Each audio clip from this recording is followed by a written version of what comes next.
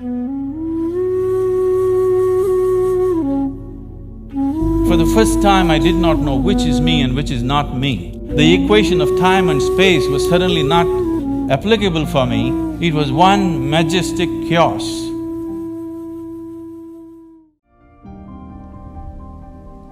I'm generally referred to as a mystic. Well, what's that supposed to mean? If there is something here that you do not know and you're unable to understand, that would become mysterious to you. If there is someone here who seems to know and understand a lot of things that a lot of people do not seem to know and understand, that person would become a mystic. On a certain day, 2 cows were grazing on the English meadow, English cows. One cow asked the other, "What is your opinion about the mad cow disease?" The other cow said, "I don't care a hoot, I'm anyway a helicopter." Being a mystic, being a realized being is just like this. A cow realizing that it's a cow and it becomes a celebrated cow. Holy cow, isn't it? Is it that simplistic? So let me tell you my story. So as a child, one thing that I realized was that I was utterly, absolutely ignorant. And everybody around me seemed to know just about everything. I did not know anything at all. So because I did not know anything, I had to pay enormous attention towards everything. Because others seemed to know everything, they could just go about their life happily without paying attention to anything. My sense of attention became like this. If I see a leaf, I could just sit there looking at this leaf, just staring at it for hours. If I sat up in my bed, just staring at the darkness, I could just do this for the whole night. So this attention brought a completely different level of involvement and interaction with just about anything and everything around me, animate and inanimate. But everybody else seemed to know everything and they were just going about their life busy and happy. But I was just staring at every little thing. Then I realized that even they did not know anything, it is just that they had their assumptions and belief systems that they were happy with, either their own or what was handed down to them by someone else. And they not only knew about what is here, they also knew about other worlds, about gods, about heavens and everything. And here I was struggling to figure out what is what. So this so intrigued me that I started planting myself outside a major temple here in Mysore because I wanted to really see, after having a meeting with God, after having a conversation with God, how people will be. So I stood there intensely observing every face that's walking out of the temple, and generally I heard local gossip. Sometimes in Indian temples, your footwear walks away with someone else, and then I hear people cursing the creation and the creator. I always found people walking out of restaurants always had more joyful faces than people walking out of temples. Divine versus dosa. Dosa seems to win. I could not come to terms with this, and so I slowly became more and more and more skeptical about everybody and everything around me. Skeptical about social structures, political systems, religious beliefs, even scientific theories, because none of them match with my experience of life. On a certain day, I started moving towards Chamandi Hill. You must see this place. And there is a tradition in Mysore. If you have something to do, you go to Chamandi Hill. If you have nothing to do, you go to Chamandi Hill. If you fall in love, you go to Chamandi Hill. If you fall out, you go to Chamandi Hill. I had just fallen out and I had nothing to do, so I started moving towards Chamandi Hill. And I went up and sat on a rock there, Till that moment in my life, I always thought this is me, and that's somebody else and something else. But for the first time, I did not know which is me and which is not me. Suddenly, what was me was just all over the place. The very rock on which I was sitting, the air that I breathed, the very atmosphere around me, I had just exploded into everything. That sounds like utter insanity. This, I thought, lasted for 10 to 15 minutes. But when I came back to my normal consciousness, I was about 4.5 hours. I was sitting there, fully conscious, eyes open, but time had just flipped in my experience. For the first time in my adult life, tears were flowing down, and I've always been peaceful and happy, that was not an issue, but here I was drenched in a completely different kind of blissfulness, every cell in my body bursting with ecstasy. When I shook my head and trying to get some logical explanation for what's happening to me, the only thing that my very smart mind could say was, maybe I'm just going off my rocker. This experience, as it deepened and it started repeating itself, if I just sit here, what is moments for me seem to be hours for others. I think it's a minute, hours are gone.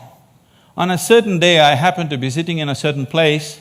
I actually thought it's about 25–30 minutes, but when I came to my normal senses, 13 days had gone by. I was sitting right there.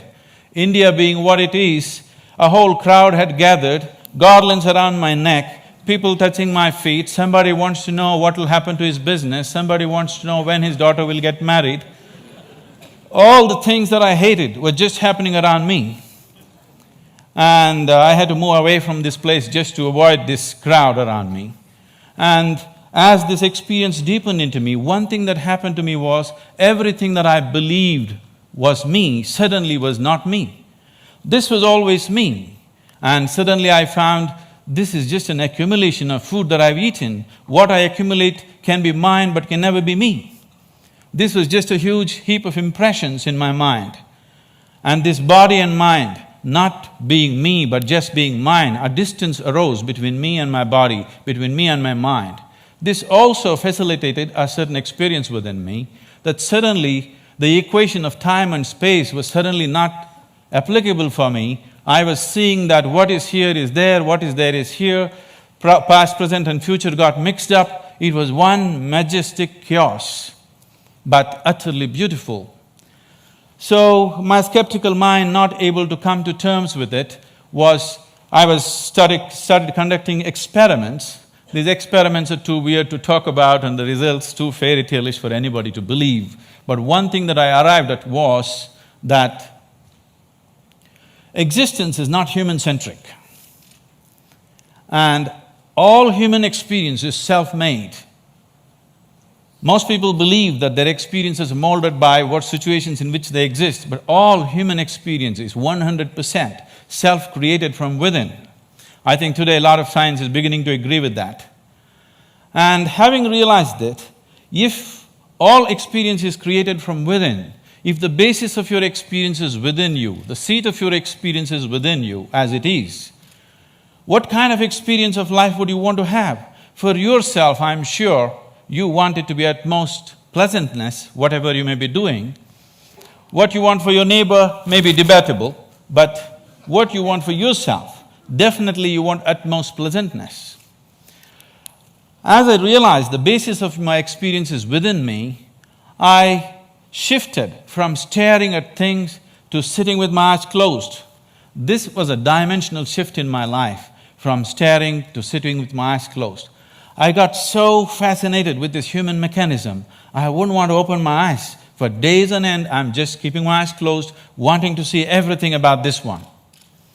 And what I realized was, if I take a piece of bread and put it into this system, this piece of bread becomes my body in a few hours, and I begin to experience this as myself. This amazing process, as I became more and more aware of it, I saw the very source of creation, the very maker of this body, the manufacturer of this body is within. Once I saw this, and I could see that I could rewire my brains completely in 24 hours, changing myself beyond social upbringing, family situations, even genetic qualities in me. I could see I could just completely change everything about myself. In 24 hours, I'm a different person. Another 24 hours, I'm a different person. I was like a conscious schizophrenic trying out different things. On a certain day, I just, in a field hockey game, I fractured my left ankle, and I went and sat down in a place. I was in excruciating pain, and by then I had also become a chronic asthmatic, and I had a very severe bout of asthma. And this pain and this inability to breathe together, they were quite something. At that moment it occurred to me, if the maker of this body is inside, why is it that I cannot mend this from inside? I sat down with a certain resolve. If this is true, I must be able to allow it to mend itself, otherwise I must be completely on a wrong track. I sat down with my eyes closed for about little more than an hour.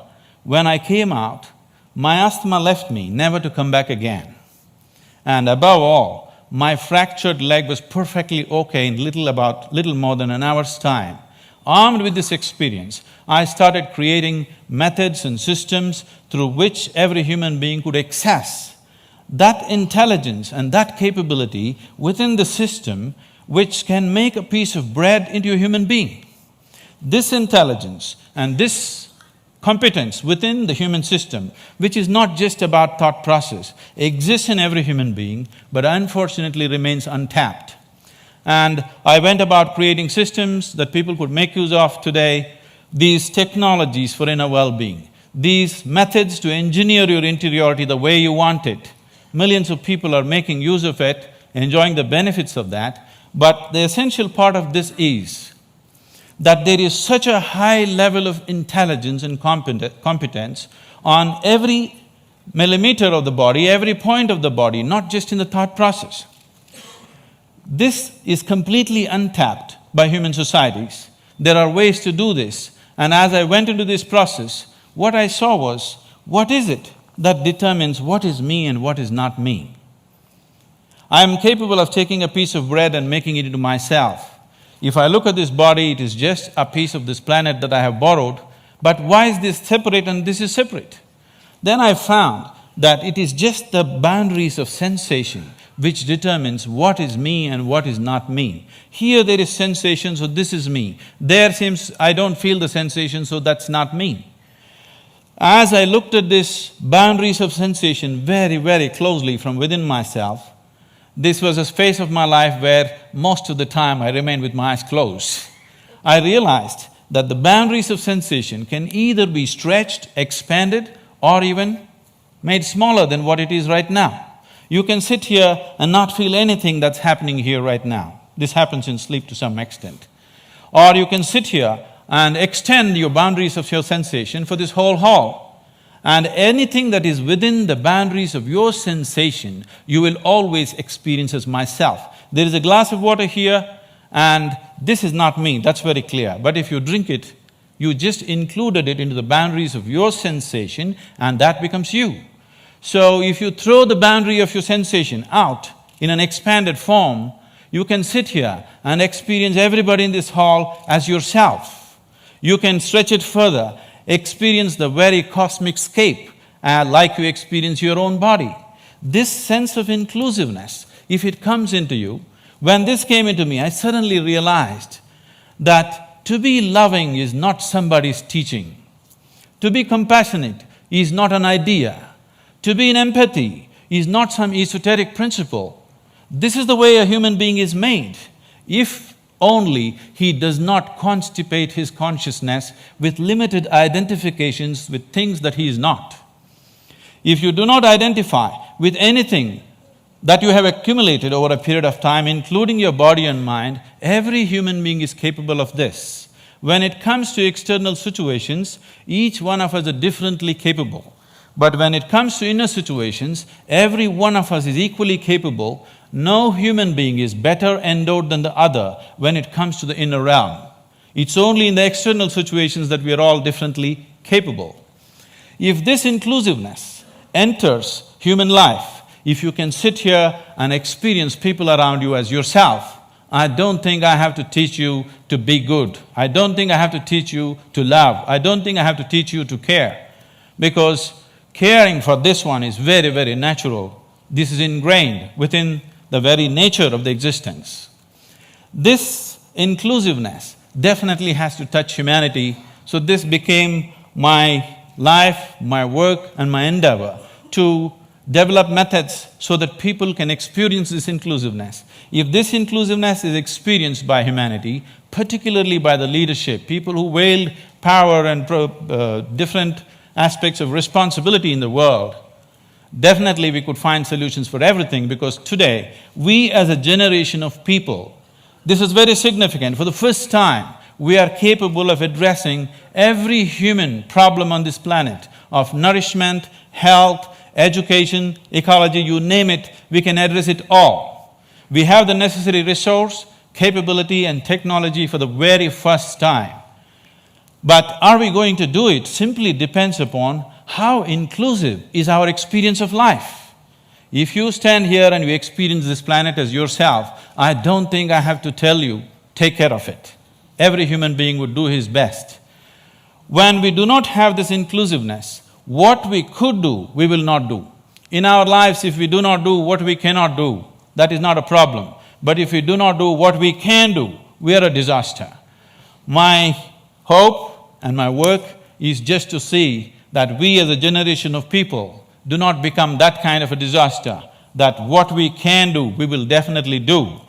And right now, what we can do compared to what we could do 100 years ago is so incredibly different. So incredibly different. But what's missing is an all-inclusive consciousness, a all-inclusive experience of life. If only we bring this about in the leadership, in the people, only then we will seek solutions that are relevant for all. Otherwise, we'll go about dabbling, creating… In the name of creating solutions, we go about creating more and more problems. If we truly have to create solutions that are relevant for all, an experience of absolute inclusiveness has to happen to humanity, and it's possible. Thank you very much.